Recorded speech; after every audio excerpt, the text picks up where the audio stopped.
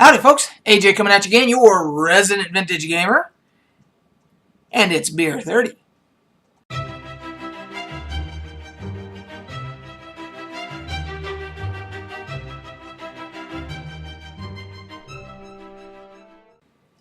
Okay, so the first thing that I noticed when I poured, not even when I poured, but when I first cracked the cap on this episode's selection, was this is a brown ale. It's called Laguintas is the brewer, and it's called Laguintas Brown Shugga. And so I'm assuming it's a brown ale. Now, brown ales are my favorite style of beer. I like Hefeweizens too, but I would have to say if I had to pick one, brown ales would be my favorite. But when I cracked the cap on this one, I was hit in the face with hops. Brown ales usually aren't hoppy. So, I haven't tasted this yet. But, now I've heard, before I even taste this, I have heard nothing but good things about the Laguintas. I don't know if it's pronounced Laguintas or Laguintas. But either way, I have heard nothing but outstanding reviews of their beers. They're from Petaluma, California. Cheers.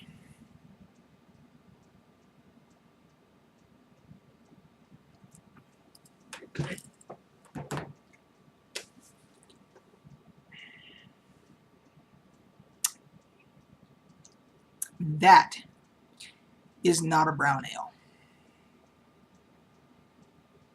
That's as hoppy as any IPA. And I've had Arrogant Bastard. I've had AleSmith, which they make a lot of hoppy beers. Stone Brewing that makes Arrogant Bastard.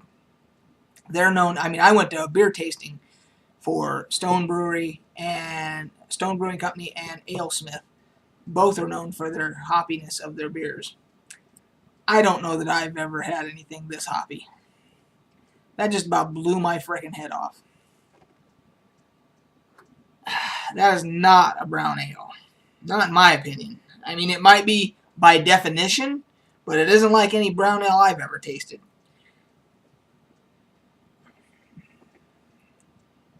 Whew. Man, I should have known when I got hit in the face with that pungent aroma.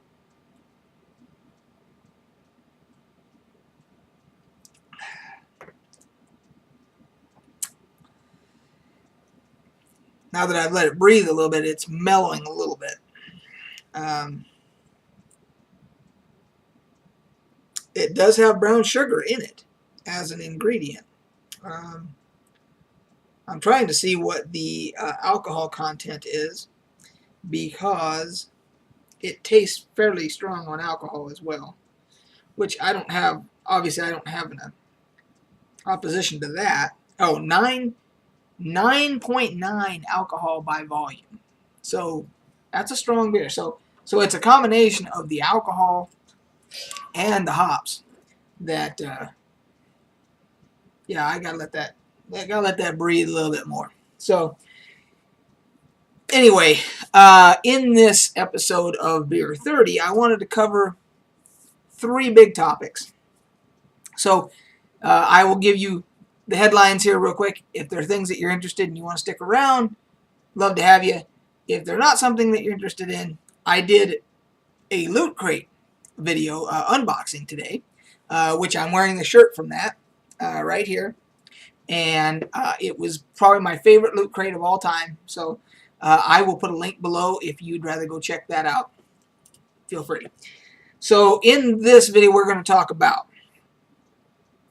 the new Dungeons & Dragons 5th edition, Wizards of the Coast, has just announced they're trying to, they're putting a roadmap out for their release schedule through 2018. And they're keeping a lot of it secret. However, the next thing that they are releasing, the next storyline that they are releasing, is called Elemental Evil, and it's got some of us old timers in a little bit of a conundrum, feeling a little bit of perplexed, might be the right word. They were careful not to say the Temple of Elemental Evil, and the reason for that is the Temple of Elemental Evil, right here, is one of the all-time greatest adventures ever produced for a role-playing game. And so it would be like in the Hall of Fame. And of course, it was written by Gary Gygax and Frank Menser. It takes place. It is founded in the world of Greyhawk, my all-time favorite fantasy realm. Obviously, Greyhawk 4x4. That's where I got the Greyhawk from. And so the map locations, the setting, the whole thing, it all is set in the world of Greyhawk. It's also the only adventure that was ever turned into a computer game by the same name for the PC, called the Temple of Elemental Evil, and it even says a classic Greyhawk adventure. So here is our concern. Our concern is that Wizards of the Coast has determined that the Forgotten Realms is the default realm for the 5th edition of Dungeons & Dragons. Got no problem with that. Where we're going to have a problem is if they start trying to take material that was based in World of Greyhawk or any other, Dark Sun or, Mystara, Dragonlance, you name it, and then saying all of a sudden that they're going to be in the Forgotten Realms. Because that makes as much sense as if Disney, who owns the Star Wars universe now, if they bought the Star Trek universe as well and decided one day, you know what, we're going to make a new movie, and we're going to place it in the Star Wars universe, and one of the storylines in the movie is going to be based on Trouble with Tribbles from Star Trek, but we're going to do it in the Star Wars universe. It doesn't work. You can't do that. It's just not right. So we're waiting to see. If they do it as new material, it's called Elemental Evil, as the storyline.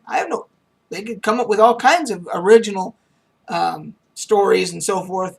Got no problem with that. But if they start taking the direct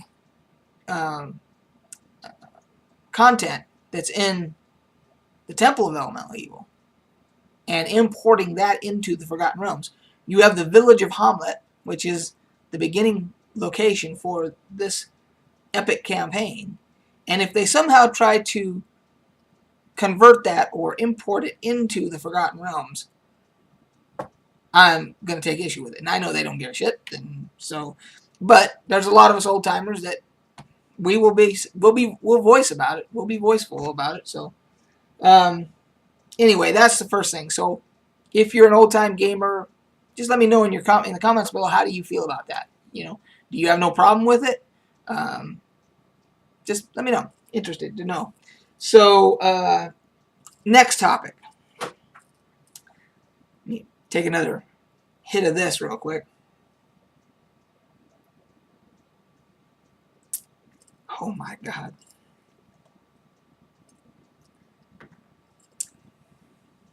I'm going to man up, and I'm going to finish that. But I can tell you right now, I will never buy another one.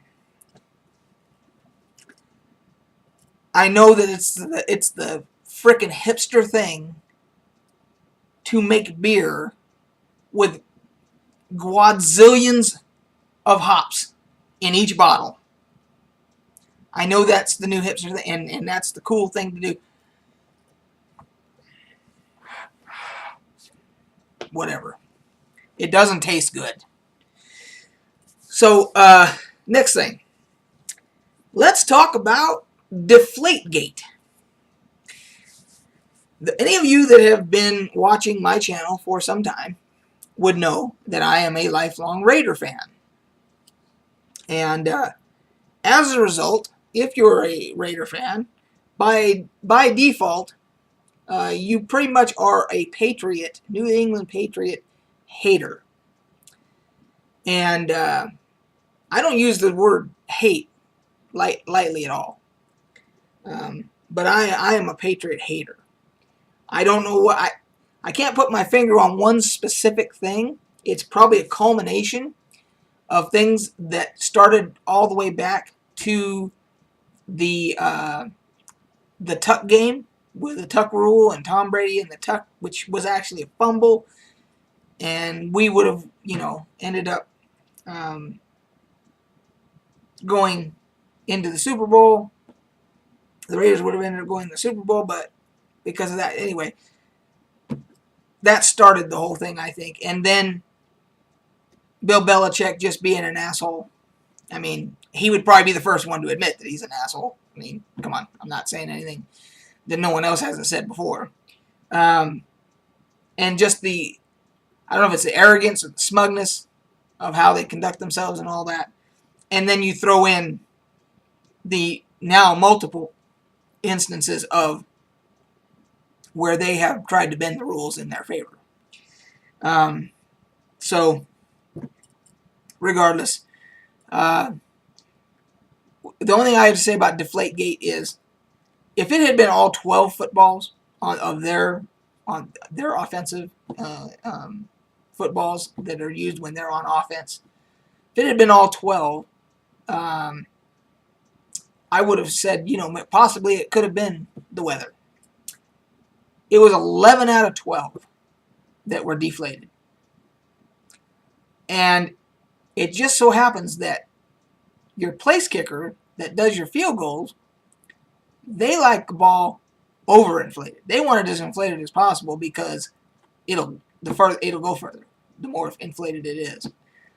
So you have 11 that are underinflated and one that was okay. So if they deflated all of them, they might have not even, wouldn't have been that big of a red flag because they could say, well, it was the weather. But 11 of them that Tom Brady and his receivers are going to handle maybe, which are easier to grip, especially in bad weather.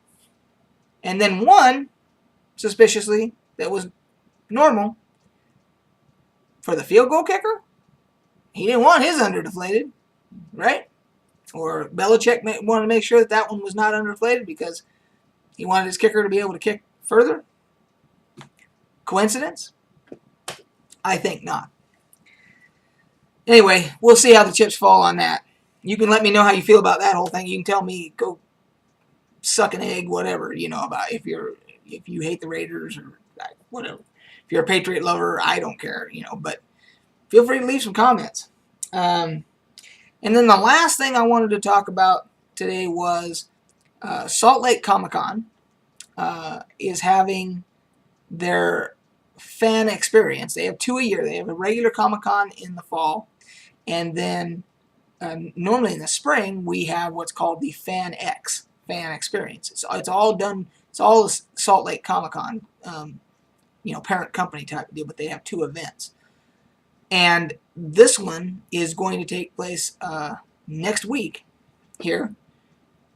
And they've managed to land some heavy hitters. They've got people from Game of Thrones. They've got people from The Walking Dead. They've got Felicia Day. I don't need it. if you're watching this channel, you know who Felicia Day is. They've got several people from Doctor Who. Again, if you're watching this channel, you probably don't need me to tell you what Doctor Who is. We're talking Billie Piper. We're talking, and I can't think of the actress's name, but the one that plays Amy Pond. Her name escapes me right now. Matt Smith, who was one of the doctors.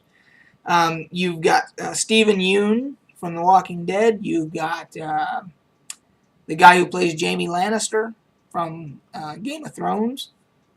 You have Morena Baccarin. If you're a Firefly fan, you know who the companion was, and she's now on Gotham, if you watch Gotham. And that's just to name a few. There are, Carrie Fisher, Princess freaking Leia is going to be there. So, yeah, it's going to be, and of course, I found out a couple days ago that that I got my press pass again. So I will be covering the event and then posting to the channel here, review, and I will also be posting to Twitter and Facebook and all that stuff. So if you have any idea, any possible way of being up in this area next week, and there's tickets still available, so I recommend that you check it out, because I've been to every event that they've had so far, and I will go to every one that I can from now on. So they're a lot of fun. Alright guys, we're going on to almost 17 minutes. That's a long video. So we'll catch you guys on the flip side. Cheers. I swear I will finish this whole thing. I know you don't believe me, but I don't waste beer. So